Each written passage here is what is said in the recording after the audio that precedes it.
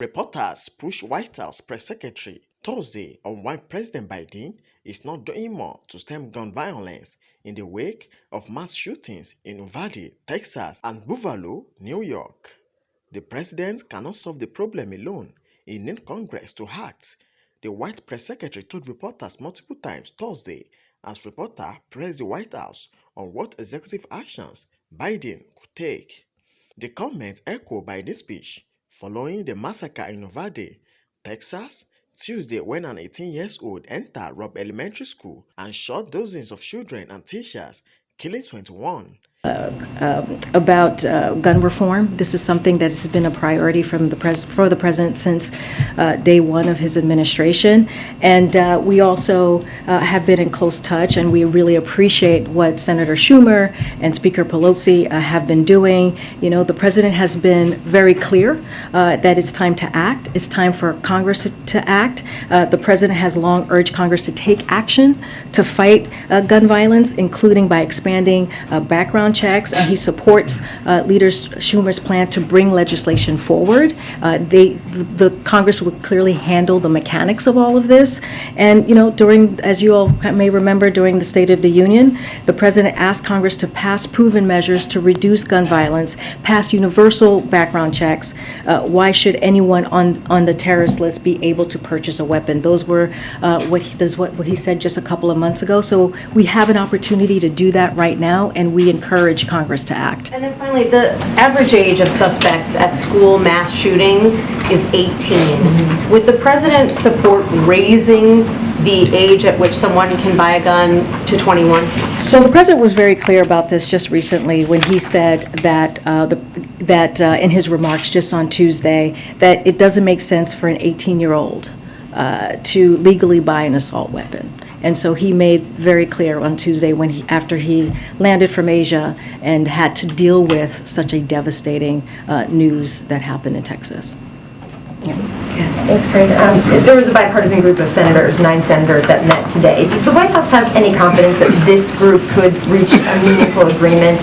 And does the White House plan to get involved with those negotiations? Would the president bring that group down while they're having these talks and meet with them? So I don't have anything to preview for you as to any meetings, upcoming meetings that may be happening at the White House this week or next week or in the coming weeks.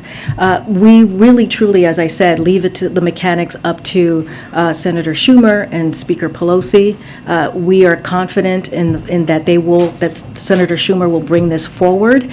And again, it is time for Congress to act. This is what the president has been calling for since the beginning of his administration, and that's what we want to see, and that's what we encourage Congress to do. And Senator Schumer has signaled that they have roughly 10 days to get to a conclusion. Is that a timeline that the White House wants to see? And if at the end of that 10 days there is no agreement, the White House wants to see the Senate move forward on the 2 House passed bills? Again, we leave the mechanics to Senator Schumer. We want to see action. That is what we're calling for.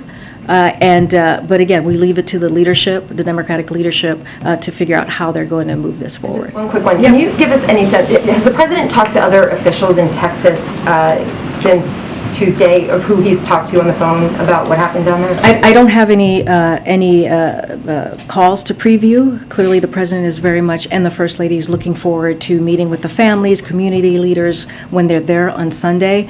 We have been trying to give the family some time to grieve, as this just happened 2 days ago. But again, he's going to see them on Sunday and have that opportunity to offer comfort. Are you getting any sense that this time it's different, that there's a different climate on Capitol Hill that might be inclined to do some things? So I'll say this, Steve. You know, we have seen 2 horrific tragedies in just 2 weeks.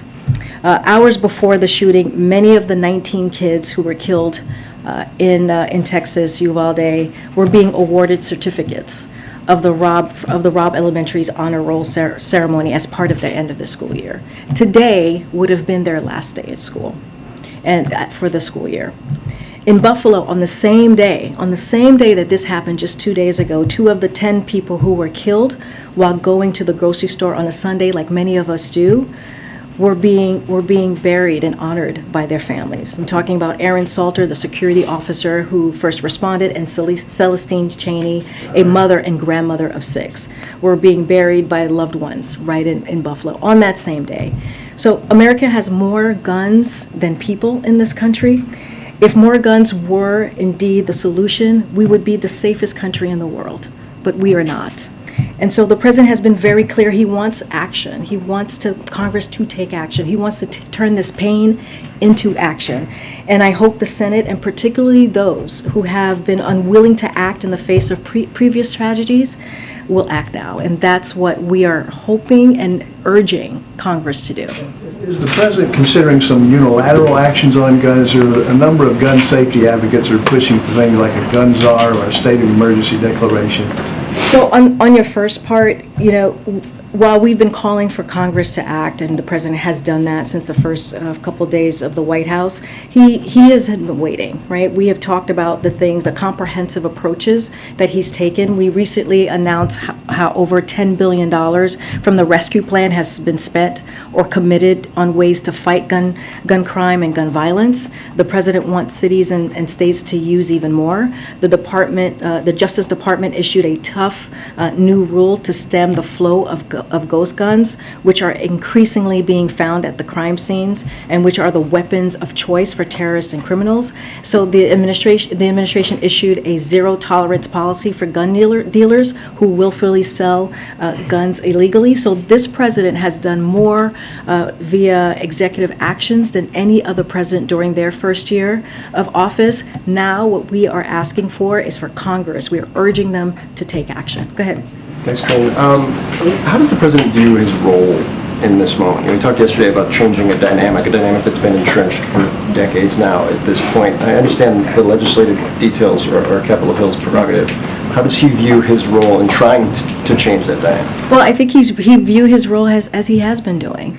If you think about his remarks on Tuesday, it was compassion, it was sadness, it was outrage, and you heard that from the President of the United States, basically saying enough is enough. And this is something that he understands personally. This is a president who has worked on gun violence during his Senate years as vice president and has leadership already from the first couple of days of stepping into this administration. So we have done our part. Will there be more executive actions, and will we do more? We'll look into that. We're always looking to do more. But right now, we need the help of Congress. We need them to step in and to deal with this gun violence that we're seeing that's tearing up not just families, but communities across the country. You were on, just one more quick one. Yeah, you were on sure. Air Force One. Can you talk about kind of the president's reaction when he got the news, when more details started to come out over the course of those final hours on the flight, and as he prepared for his remarks on Tuesday night, which he echoed on Wednesday? Yeah, as you said, Phil, I was with the president on the plane on Air Force One because we were coming back from Asia, and I got to see him right before he delivered the speech. Honestly, I would leave the speech to stand for itself. You heard his emotion. You heard what he said very, very clearly. And again, you heard the outrage, which we saw from some of you on TV, from some of your colleagues who are in Texas, who are talking to families on the ground, the communities on the ground, the outrage, the sadness, the grief. And that's what you heard from this president. And he said a couple of things that I think it's important to reiterate as we really think about what happened, is that there are parents who will never see their child again, parents who will never be the same. And the president said to lose a child is like having a piece of your soul ripped away. It's suffocating, and it's never quite the same. And it's a feeling shared by their family members and the community that's left behind. So that is the president's focus right now. He's going to go clearly on Sunday to offer his comfort, to grieve with the family and the community, but at the same time, he is going to call on Congress to take action because it's been too long, and now is the time to act.